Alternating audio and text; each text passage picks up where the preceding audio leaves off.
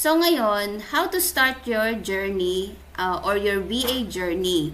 I-take note nyo po ito ha, kasi ito po yung mga steps na hindi nyo po dapat i-skip at ito po ay mga crucial. Unang-una po is know your niche.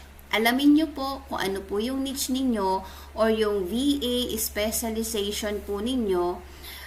Kasi ito po yung magiging core part po ng inyong success bilang isang virtual assistant po. At ito po ang mai-offer nyo sa inyong mga kliyente.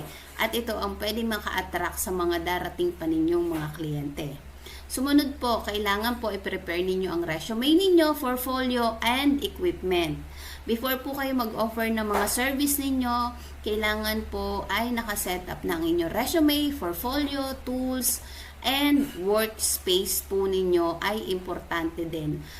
At ang susunod po ang inyong online presence. Social media po is the key. Ako na po nagsasabi sa inyo, maniwala ka man o hindi, pero ang online presence mo ay napakahalaga. Okay, social media, online presence po. Lagi nyo po yan naririnig sa akin. Dito po kasi ang best way para kumuha ng client dahil hindi barat magbigay at pwede silang maging high ticket na client ninyo. Reach out po. Paano kayo mag-reach out? Pwede po kayo mag-call DM sa kanila. Yung tinatawag pong call DM is yung magme-message po kayo sa kanila. If may phone number sila at kaya nyo silang tawagan, pwede din naman yun.